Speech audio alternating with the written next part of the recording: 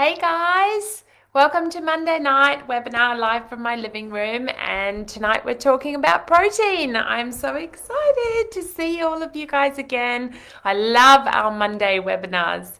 So usual drill, jump on if you're here, give me a like, give me a wave, let me know what's going on. How was everybody's coffee this morning? Just let me know that you can hear me before we jump into it. Talking about protein tonight, such an important subject, so misunderstood, so overlooked, and you guys are going to learn some things. I've brought you some really cool information about protein tonight that I think you're going to love. But first of all, welcome to week 3. We have gotten over that 14-day mark.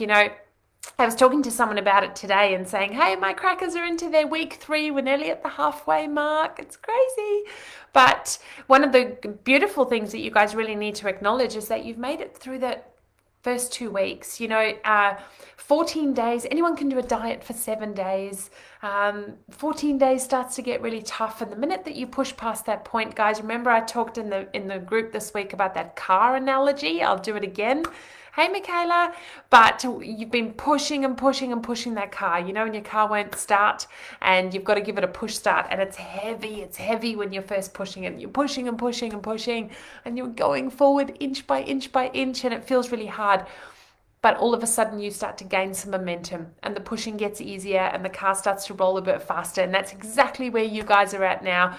You're over that 14-day mark. You're well into it now. You're training. You're into stage 2. You've got some fresh new recipes for inspiration. I'm so proud of every single one of you guys. You've done an amazing job so far. We've still got plenty of work to do. So I want to hear from you guys. How was your coffee this morning? Did anybody not enjoy having their coffee back? That's quite common. Everyone looks forward to it so much, and then they have their coffee and they realize that it really doesn't agree with them. Or maybe you really loved your coffee. Maybe you've missed it that much, but type in and let me know how you went. I really want to know. So we are talking about protein tonight, guys. Of course, open Q&A if you have any questions about your meal plan or anything else that's going on. This is definitely the time to ask it. I'm here to answer your questions, so use me for sure. I've just absolutely loved seeing you guys and all these beautiful pictures that are coming through and all your meals that you're making. I hope that you're excited for stage 2 and all the recipes that I've got in there for you guys. A couple of tips. Christy said I was disappointed with my coffee. Yeah, that happens too. That happens. Nothing does what Whole Foods do. It was bulletproof, Jamie said, so that was different. Carol said you haven't had one yet. Well done, Carol. That's amazing. No right or wrongs here, guys. Coffee's back and it's available to you under the guidelines that I posted. But if you don't want to have it, you don't have to have it. If you feel better without it, hey, why would you do that? So super proud of all of you guys. Couple of little tips going into stage 2. And our week 3 together, and really fitting that we're talking about protein tonight, because this is the stage where no matter if you're doing strength or weight loss, this is the time that we need to start prioritizing our protein. We want to have as much lean muscle mass as possible. That's not to say weight. We don't need to necessarily have extra, but we want our bodies to be composed of lots of good lean muscle mass, because that's what burns fat and that's what raises our metabolism. I'm going to talk to you guys about that tonight. So moving in to stage 2 now, I really want you to start to think about your protein. Are you having protein with every meal? Start to concentrate on moving away from sweeter breakfasts. I know we all love the pancakes, which are good. There's protein in them, and your smoothies and your juices and that kind of stuff. But this is really the time to start focusing on bringing extra protein into your diet. Go back to your handouts, look at the grams of protein, work out what you should be having every day according to your body weight, and make sure that you're getting close to that. This is the time to really do it, and you'll find that it's going to make you a lot stronger in your training too. Lydia said for her coffee, I think it helped my morning pump class, but it tasted like mud. Loving the lemon tonic first thing now. Well, that's amazing. I'm having lemon water at the moment too, so we're twinning. Guys, so that's my biggest tips for you going into stage 2. really start to prioritize your protein. Make sure that you're getting it in, you're drinking your essential amino acids, you're having protein at every meal. Second thing is, of course, we've talked about coffee and bulletproof coffee. Bulletproof coffee is there as a pre-workout. It's there in place of breakfast if you choose to move towards fasting. If you are doing weight loss and you're wanting to restrict your intake, you can use a bulletproof coffee in place of breakfast, making sure that you hit your protein at your next meal. Okay, so that's an option there for you. And bulletproof coffee is also there, guys. Just that little bit of fat that you add to the coffee, it helps to mitigate that uplift of caffeine in your body, slows it down a bit so that you don't get as jittery and as anxious and that sort of thing. But basically, your bulletproof coffee is there for you guys to transition to move towards fasting, to go a bit longer without food if you're wanting to do weight loss. For you guys doing hypertrophy and strength, it's a great pre-workout. And then other things for stage 2, guys, really by now you should be feeling a lot more full on the foods that we're eating. We're eating lots of nutrient-dense foods, not just white carbs that are void of any kind of nutrients. You've got proteins, you've got healthy fats on board. You should really start to be feeling the effects of being fuller for longer. So this is the time to tune into your body's hunger signals. Don't eat if you're not hungry. Knock the snacking on the head if you don't need it, because it's all just extra, and you can really start to give your body only the fuel that it needs when you need to. Of course, if you're doing hypertrophy and strength, then I've asked you guys to do protein every 2 to 3 hours, amino acids or protein circulating your system. But for those of you guys doing weight loss, once you get to this stage of cracker, you're feeling fuller, the recipes are nice and dense, you'll find that you don't need to eat as much, and that's completely normal. Okay. So if you guys have any questions about stage 2, pop them down. I'll make sure that we answer them. But I am going to crack into what I want to let you guys know about protein. And I've got some big truth bombs for you. I've got some great information in here. I hope that you guys are going to love it and you're going to think about protein in a way that you haven't before. And I will cover a little bit about vegan protein as well, just some things to think about. All right, let's jump into it. I'll make sure that I answer your questions as we go. Jess, can I bulletproof the True Choc? I don't know. If it's already got MCT in it or some form of fat, then I wouldn't add any more fat because that's a lot of calories. Hi, Fiona. Christy said, if we have to prioritize protein, then I'm a little unsure how the bulletproof coffee can be enough for breakfast. Christy, because you will make up your protein for the rest of the day. What the bulletproof coffee is doing is it's shortening your eating window so that your body is burning fat, its own fat stores, for longer.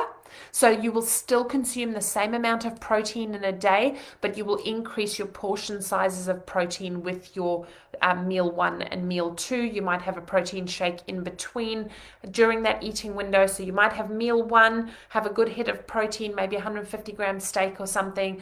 Meal 2, you'll have another good hit of protein, and in between you might do a protein shake. But the bulletproof coffee, yes, you're right, it doesn't have any protein in it, but it's enough for breakfast in the sense that when you're doing weight loss, it gives you the opportunity to burn fat for longer, your own fat for longer. Protein is a daily need. So unless you're doing hypertrophy, as long as you're getting your protein need in your day, in your eating window, when you start eating after your bulletproof, then you'll still be okay.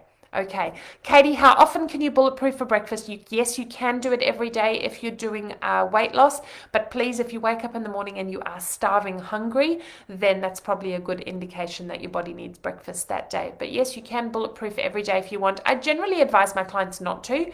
I say do it like 5 days a week and give your body breakfast on the other 2 just to switch it up and make sure that you're filling up that nutrient bucket. But if you really want to, you can. All right. Michaela said, I'm not sure if I'm fueling my body enough for the amount I'm working out. I hold my weight around my tummy and I think I might be holding back on eating enough. I'm really not sure. Michaela, we'd really have to talk about your hunger levels. I'm going to give you some good clues. We're going to talk about leptin and ghrelin, which are your hunger and full hormones tonight. You're welcome to book in a consult with me at any stage so we can fine tune it if you're struggling to understand your body, if you don't know whether you're hungry or not. But basically the rule of thumb by this stage of cracker is eating to hunger. If you're hungry, then eat. If you're not hungry, then don't. Protein is what fills us up, guys. Fats are more satiating than carbs. We know that. They're 4 times more satiating. But ultimately, a nice big fat juicy steak in the morning versus a juice or a smoothie, that's going to fill you up more. Or sorry, eggs or some form of protein. So you can give that a go too. Kerry, any recipes on stage 2 that are just once a week? I'd have to go have a look at the meal plan and let you know. But guys, really things like the treats, you know, the raspberry muffins and your protein balls and all your desserts and your treaty type things. They're the kinds of things that we want to reserve for probably once or twice a week, unless you're following the post-workout guidelines. They're there as treats because we want to have treats, but we don't necessarily want them to be an everyday thing if you're doing weight loss. Alrighty, gonna jump into the protein stuff, guys, and then I'll come back and answer some more of your questions. So protein's a big one.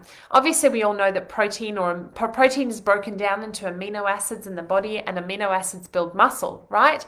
But when we think about building muscle, we think, oh, muscle, you know, those of us who want to be bigger and want to have lots of muscle, and that's not necessarily the case. All of us as humans are designed to have a certain amount of lean muscle mass on board. That's what gives us our functionality. That's what gives us our strength. Muscle is super important, and I'm going to talk about why it's so important for weight loss to have enough muscle on board, right? So I don't want you to think that eating protein builds a large amount of muscle, because if you're still sticking to the guidelines that I've given you for weight loss, that's not the case, and I'm going to explain why. It's really, really important as human beings that we hit our protein intake every single day, okay? So amino acids, which come from protein, steak, chicken, fish, eggs, protein powders, that sort of thing. Amino acids, yes, they do build our muscle tissue, but they also build a number of other things in the body, okay? So protein builds hormones. People don't know this. It's the building blocks. Amino acids are the building blocks for hormones. It's the building blocks for enzymes in your body, digestive enzymes that make everything go. It's the building blocks for hemoglobin, for your blood. The building blocks for antibodies, for your immune system. And it's the building blocks for neurotransmitters, our happy hormones, the way that our brain functions. All of those things, our hormones, our neurotransmitters, our enzymes, our antibodies, and our immune system, and of course our muscle tissue, are all made from protein. Okay, so it's super important that we make sure that we're getting enough protein in our daily needs nutritionally. Rhonda, I'll come back to your question in just a minute, honey. So the old recommended daily intake for protein was 0.8 grams per kilo of body weight. That's kind of what we all grew up believing. It was part of the food pyramids or the nutritional guidelines, but that was really something that was so outdated. It came from the World War II days, where the guys were told that that was the minimum that they needed to eat in order to not get sick. Right? That's not the minimum number of grams of protein for optimal human function. And we know now that the minimum is 1.8 grams per kilo of body weight. And the reason why this is important for you guys to know this, right, is that in order to keep the muscle tissue that you already have and lose fat at the same time, you need to be eating 1.8 grams per kilo of body weight. Of course, if you want to build more muscle tissue, we're doing strength and hypertrophy, then we want to eat more than that. But as a minimum, you need to be getting that 1.8 grams per kilo of body weight every day in order to keep the muscle mass on your frame that you need. The reason why that's so important is anything less than that, if you're eating less than that, your body is going to start to break down your muscle instead of your fat stores, okay? Because that's a much easier thing for it to do. So if you're eating less than 1.8 grams per kilo of body weight, you're going to be breaking down muscle before you break down fat. That's a problem. Now, the thing that a lot of people don't realize about muscle is that it's a living tissue. It's a living tissue in our body that burns calories at rest. So when you're sitting down and you're doing absolutely nothing, your muscle tissue is burning calories just to survive, just to stay alive, okay? In order to sustain itself. So it makes sense that the more lean muscle you have, the more calories you're burning at rest. Not when you're exercising, not when you're doing anything else, but just when you're still, okay? The more lean muscle you have, the more calories you are naturally burning, okay? So that's where that concept of a higher metabolism when you have more muscle comes in, right? Now, the difference is that if you're someone where your composition is more fat and not so much muscle, well, fat's not a fuel burning tissue. It doesn't burn calories the way that muscle does in order to sustain itself. Okay, so the more muscle, lean muscle, not bulk, I'm not talking about being bigger, the more muscle in comparison to fat you have on your frame, the more calories you're going to be burning when you're resting. Okay, and how do we sustain our lean muscle mass? How do we have lean muscle mass? That comes from eating protein, which is converted into amino acids. So that's why hitting your protein intake is so important. The minute you go under that protein intake and you're not getting enough protein in your diet, your body starts to break your muscles down, okay? If you're breaking your muscles down, suddenly you have a lower calorie need than somebody who's your exact same size but has more muscle and less fat. So if you're breaking your muscle down, you're having to eat less and less and less just to keep the weight off, okay? So let's talk about this concept of muscle versus fat in terms of tissues. Like I said, muscle will burn calories at rest. Fat tissue doesn't do that. And fat tissue is actually in excess becomes what we call an endocrine organ. It's a big word, but basically what that means is it becomes an organ that produces hormones. So fat tissue is not just tissue. At that point, it starts to produce hormones. The hormones that it produces are estrogen. So you can get excess estrogen if you have more fat tissue and not as much muscle tissue. But the other thing that happens is your fat tissue produces a hormone called leptin. So we have two hormones in the body that control our hunger. Okay, so someone was asking about hunger. Michaela, you were asking about hunger just before. You have two hormones in your body that control your hunger and you're full. Your leptin tells your body when you're full, and the ghrelin is like the gremlin. I think about like the gremlin that's really hungry. That tells your body that you're hungry. Okay? Your fat tissue will cause your body to secrete more leptin. Leptin is our full hormone. It says to the body, oh, I've got enough stores on board. I don't need to eat anymore. Okay?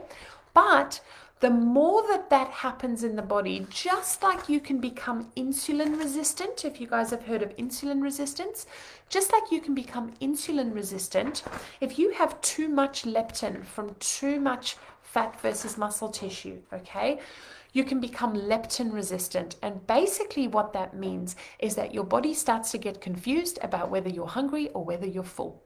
And it will start producing more of the gremlin, the ghrelin, the hunger hormone, because the feedback loop is completely disrupted. So at that point, what's happened is that you've got more fat tissue, less muscle tissue. You're producing way too much of this full hormone. Your body gets confused. The feedback loop goes out of whack, and all of a sudden it will overcompensate and produce hunger hormones, which is why sometimes you're full of food and you're still feeling hungry all the time.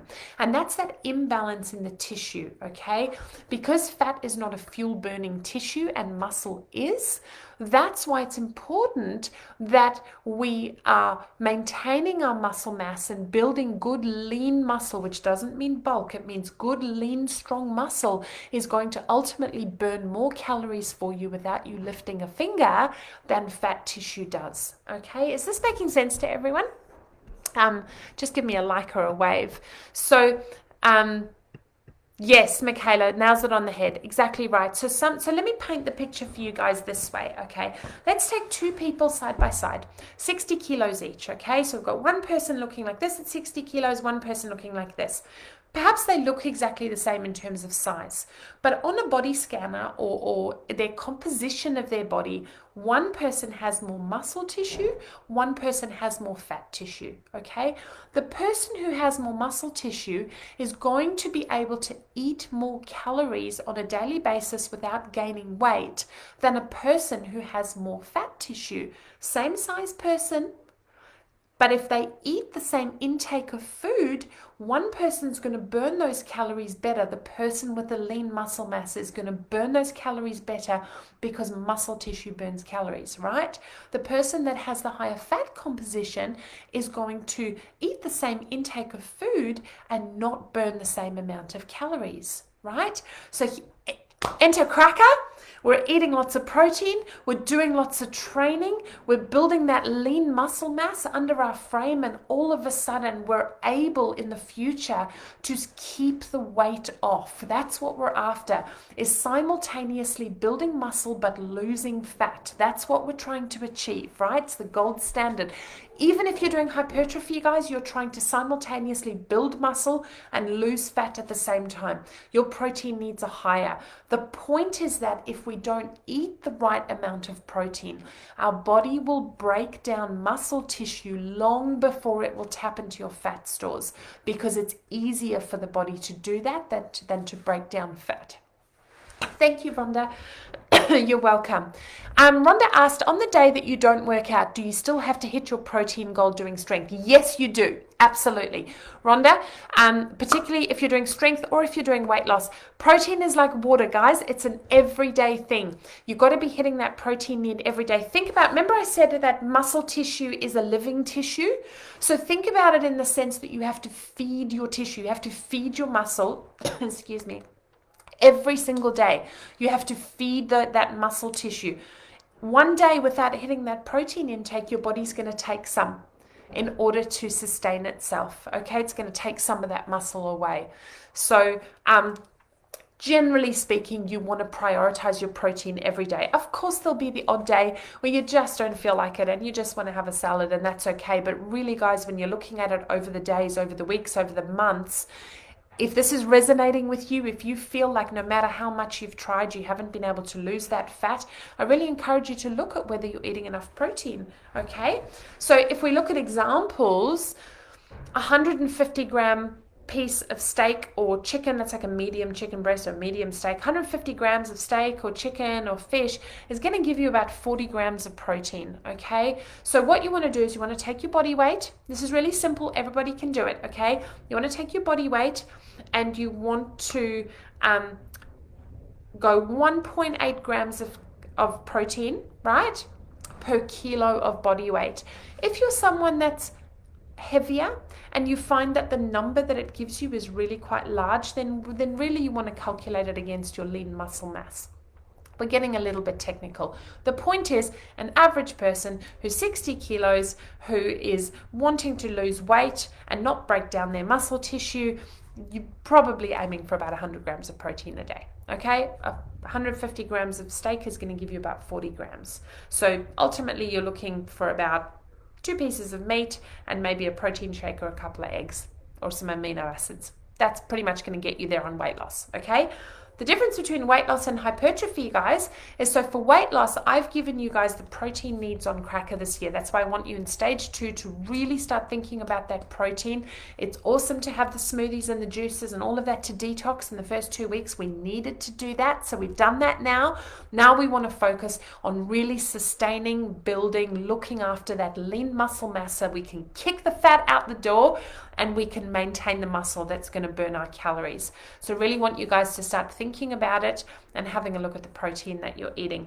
You guys that are doing strength and hypertrophy, on the handout you would have seen you need to have those amino acids, that protein or amino acids circulating through your body every 2 to 3 hours to avoid any kind of breakdown, okay? And to encourage your body to build. So every 2 to 3 hours, and your protein needs are not 1.8 grams per kilo.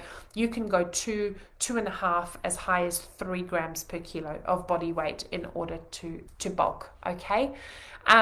I'll do a couple of questions and then I want to talk to you guys about stress and sleep and what happens to our muscle and our fat when we're stressed and not sleeping. Chrissy said, as you age, this is so important to keep tone and balance hormones. Exactly right, Chrissy. And for you, woman, that are struggling with estrogen dominance, you're struggling with hormones, please come and see me in my practice. This is what I do. But you're so right. As we age, if we get close to menopause, all of those sorts of things, a lot of people don't know, but protein also builds bone tissue and it's stored in bone tissue. So as you age, it's so important to get that protein need in. Also, as we age, we lose a bit of stomach acid, so it can be helpful to supplement with hydrochloric acid in your stomach or some apple cider vinegar to help you digest that protein in your meals. Guys, if you struggle with protein digestion, please come and see me in my practice and I'll help you with your gut health. because a lot of us don't eat a lot of protein because we just feel, oh, I'm so full and I'm so heavy, but that's a digestive issue that needs to be addressed, okay? Jamie said, if we aren't hungry, but we haven't achieved the daily protein needs, we should eat the protein required. Yeah, so that's an interesting one, Jamie. If you aren't hungry and you haven't hit your protein needs, this is a good time in stage 2 to start experimenting with, well, what did I eat that day, right? Because if I had the banana and raspberry muffin and that kept me really full, or even if you're eating a ton of veggies, which I want you to do, maybe your macros were off. Maybe you didn't prioritize your protein in that day, right? So you're not hungry because you've had a day's worth of eating. You haven't hit your protein goals. It might pay to look at what you did eat that day and what were you too high on, or what could you have eaten differently in order to prioritize that protein. The easiest way to do it is to kind of look at your 2 big meals of the day and make sure that you've got a 150-gram piece of meat or chicken or fish or something like that in there. Obviously, you'll see, we've got a broad range of recipes on Cracker, and that's there for you guys to choose, for you to navigate, to look after your families, all of those things. I put my heart and soul into these recipes for you guys. But for optimal results, you really want to be looking at those higher protein options in stage 2. Okay, so Jamie, if you haven't hit your protein needs in a day, number 1, recalculate. Go back to the drawing board, have a look at your meals and go, what could I have done better or differently? Or do I need to be eating more? Do I need to drop off, the snacks? What's going on there? And the other thing is, if you're just not hungry in a day, you're just not hungry in a day. But overall, you need to be thinking about your protein every single day, if that makes sense. If you get to the end of the day, you haven't hit your protein needs, have some amino acids, have a protein shake, a good pea protein. The true protein will probably give you about 30 grams of protein. So that's a good way to boost it. And drinking those essential amino acids that we've got in the club. If you do those, 2 serves of those during the day, you'll start to get closer and closer without having to take on more food, which can feel a bit daunting. Alrighty. So yeah, guys, so things like the essential amino acids and protein shakes are there to help you, and also just making sure that you actually have prioritized your nutrition that day around your protein needs. Proteins and veggies first and everything else after, yeah? So that was really what I wanted to talk to you guys about, just in terms of the relationship between fat loss and protein, fat loss and muscle tissue. I'm going to talk about sleep and stress and what happens to our muscles then. But I hope that helps you guys to understand that, yes, Emma, you can take the amino acids every day. Hope that helps you guys to understand the relationship between the composition of your body and how that relates to how many calories you burn in a day. So it's not always about size. It's not always about skinnier or bigger.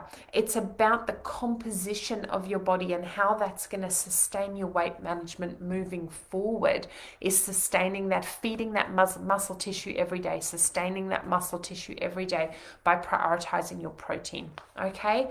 So just before we talk about the effects of stress on muscles and sleep on your muscle tissue, I just wanted to touch very quickly on a vegan diet. I'm not going to go too much into it, but there's a couple of points that you need to consider if you are considering following a plant-based diet, or you are following a plant-based diet. The subject of protein is very controversial in these circles. I work with lots of vegans in my practice, and I support people who want to follow a plant-based diet if there is a really good reason behind it. But there are things that you need to consider, okay? Above supplementation and everything else, and nutrient deficiencies, which we know are a real thing, there are things that you need to consider when it comes to protein, okay? Now, you can get protein from plants and from grains, okay? So that's a fact. There are amino acids in these plants and these grains. There's 3 things that you need to consider though. Number 1, the body needs 9 different essential amino acids. It's very difficult to get all 9 from plant sources, Okay, that's the first thing to consider. The vegan or the essential amino acids that I've given you guys for this challenge, we've done the vegan aminos because they taste better. Believe it or not, Christina, wherever you are, they taste better than the animal ones. But they have all 9 essential amino acids already extracted from the plant. So that's why it's a good amino acid supplement. So the first thing, if you're on a plant-based diet, you need to consider is how do you get all 9 amino acids?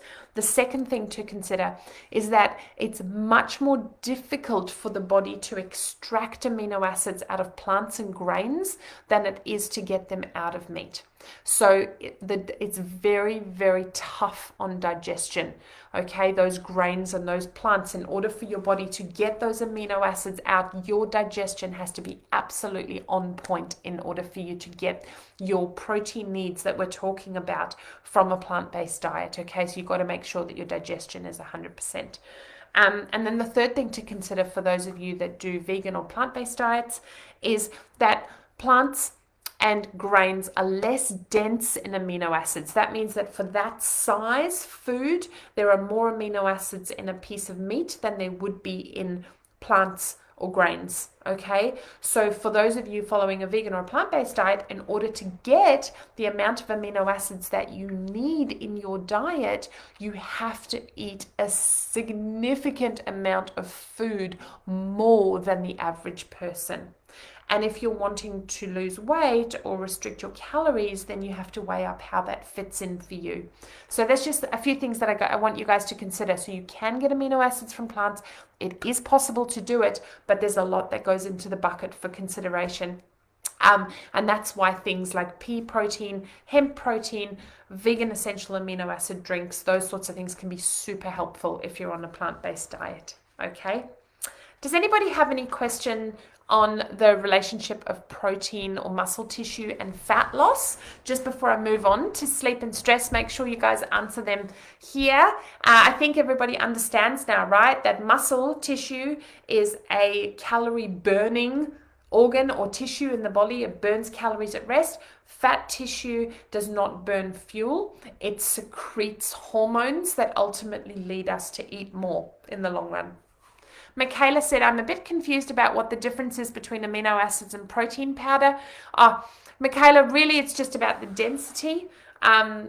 Look, long story short, you'll get more amino acids out of a serve of protein than you will out of the essential amino acid powder, but probably EAA is slightly more bioavailable for the body, better uptake for the body. Christina said, I've only tried the AA once. How much and when are we supposed to be having them? Christina, I'm not sure if you're doing weight loss or strength,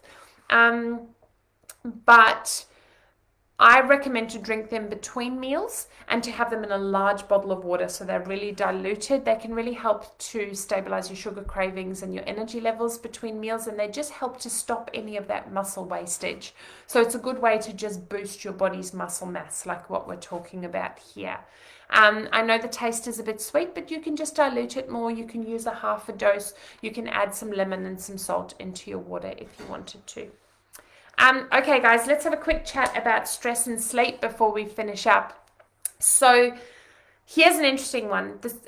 When you're highly stressed, your body's pumping out cortisol. Cortisol is our stress hormone, okay? And but when we're highly stressed and we're doing all the things and we're busy and we're training and we're kids to school and and all of these things and work's crazy and all of those things, when you're pumping out cortisol, cortisol is a catabolic hormone. Catabolic means breakdown, okay?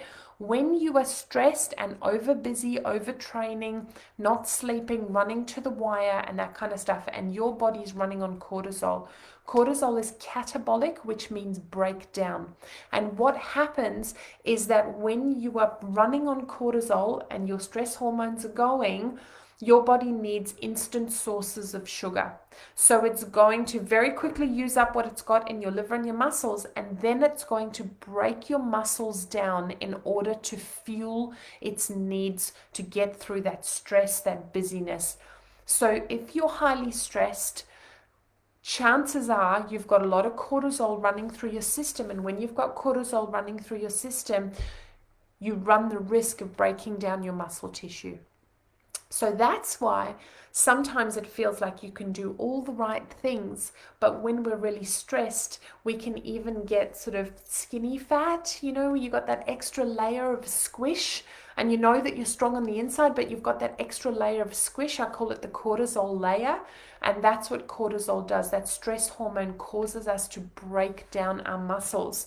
So your body will not break down fat. If you're stressed, it's going to break down your muscles. So you'll lose your muscle mass and ultimately, in the long run, probably gain fat. So managing your stress is a huge component of looking after that precious muscle tissue. Okay?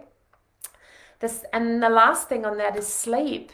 We're going to talk about sleep in my webinar next Monday night. Guys, it's a huge component for weight loss. Darling, I'm going to talk about all the things about sleep, how you sleep, the relationship to weight loss, all of that. But when it comes to sleep and your muscle tissue, if you're not getting 8 hours of sleep a night, what happens is that when you're awake, your body's pumping out cortisol. So everybody does that. We just don't want too much of it, the stress hormone, right? So your body's running on cortisol during the day. We don't want too much. But when we go to sleep, or run about 4 hours after sunset, your body starts to produce melatonin, which is a sleep hormone. So we're awake, we've got cortisol. When we're asleep, we've got melatonin, right? What happens when you don't sleep for 8 hours a night? You're asking your body to produce more cortisol because you're awake for longer than what you should be, right? And when you're awake for longer than what you should be and you've got more cortisol running through your body, you're breaking down more muscle tissue, okay? So sleep for 8 hours a night helps to protect your muscle tissue. Not only do we repair and synthesize and build muscle while we sleep anyway, so we want to be sleeping, if you are not sleeping for 8 hours a night, you're actually breaking down your muscle stores because you're placing a higher cortisol or stress demand on your body. If that makes sense. For those of you guys, if this has resonated with you, if you go, yeah, I'm going to look after my muscle tissue, I'm going to eat my protein needs, I'm going to do the strength training, or I'm going to look after my body, I'm going to exercise, you've also got to make sure that you look after your stress levels and that you sleep for that 7 to 8 hours every night. Otherwise, you're going to be producing too much cortisol and breaking it down. Yes, Kerry, lots of sleep tips coming next Monday. Michaela, I'm so glad that you resonated with it. Kerry said, is the protein powder enough instead of getting those amino acid supplements, which are not available in Derby? Yeah, look, Kerry, absolutely. Your protein needs over the day or your protein needs. So you need to go away and calculate what that is. I'm saying aim for roughly, I don't know if you're doing strength or weight loss, but for weight loss, for an average 60 kilo person, I think it's around about 100 grams of protein a day. The protein powder, the amino acids, are a way to boost that without having to intake a lot more food. But the protein powder, if you're doing roughly 2 meals with a good sized portion of meat or fish and a shake a day, you're probably pretty close. So there's no need to absolutely get the essential amino acids. It's just a good way. It's something that I like people to have while they're fasting, and between meals helps to stabilize your blood sugar, reduce your sugar cravings, adds to your protein needs, protects your muscle tissue, all that kind of stuff. So guys, that's my take on protein for you. We've talked about the role of protein, talked about the fact that it doesn't just build muscle tissue, it builds your hormones, builds your happy hormones, your neurotransmitters, your immune system, all of that gets built from amino acids. We've talked about the fact that muscle is a living tissue that burns calories at rest and fat is not. So we want to change that body composition, not just through exercise. We have to eat our way into that body composition. And the way we do that is by prioritizing our protein, making sure that we're digesting really well. We've talked about plant-based protein and considerations there, making sure your digestion is on point, making sure you're getting all 9 essential amino acids, and understanding that you will need to eat more food in order to get your protein needs if you're plant-based. We've talked about the fact that stress can really, really disrupt our muscle tissue because producing too much cortisol breaks our muscle tissue down. Remember, the minute you break your muscle tissue down, you're not going to be able to eat the same amount of calories and stay at the same weight because your metabolism is basically slowing down, okay? And then we've talked about the fact that if we're not sleeping for 8 hours a night, if we're not resting as well, we're also going to be raising those cortisol levels too high, which is going to impact our muscle mass. So I'm hoping that you guys are loving this information. I hope that it gives you protein in a different light. Protein's not just for men who want to be strong. It's for all of us, for function, for weight loss, for metabolism, for energy, for absolutely everything. So really important that you guys are looking after it. If you have any questions, jot them down now, guys. Chrissy, you're so welcome. Kerry said magnesium and zinc is good for sleep too. Yep, magnesium and zinc is great for sleep.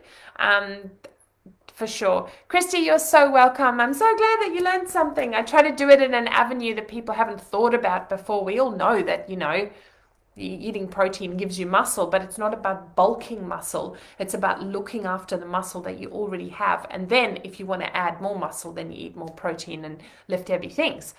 But for the rest of us, for average Joe, this is really just about health. It's about functionality, and it's about how do I finally get lean? How do I finally cut that fat, and why is my metabolism so slow? And it could honestly just be to do with that composition.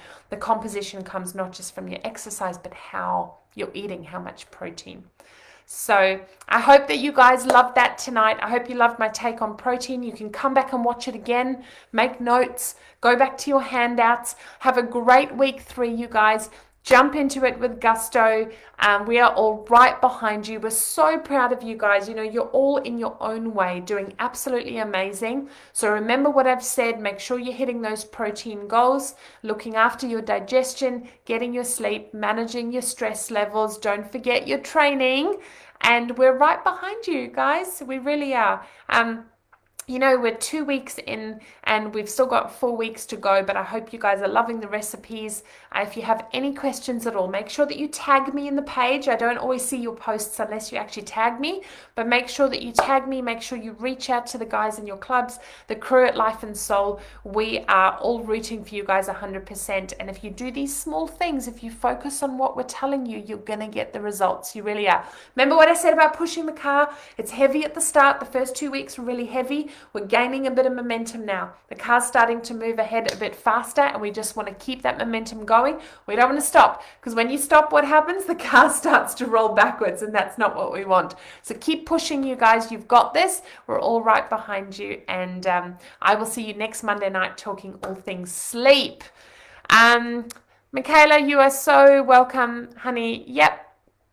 See how you go. If you've tried everything and you haven't been able to shift that fat, have a look, and or you haven't been able to lose weight and you feel like it's been a struggle for you, have a look at your protein. Really calculate it and see whether you've been getting enough every day. Think about your stress, think about your sleep. Remember I said that your fat, when you have a body composition that has more fat, less muscle tissue, you're going to be producing more hormones. That fat tissue itself produces hormones, produces estrogen, and messes with our hunger and full hormones, that whole feedback loop. So by recompositioning your body with more muscle and less fat, that's ultimately how we balance. We balance our hormones, we balance our hunger signals, we balance our metabolism. We're able to eat more. You're welcome, Cal. No worries. Hope it was helpful. Thanks, Gadasi. See you later. I will see you guys next Monday night talking about sleep.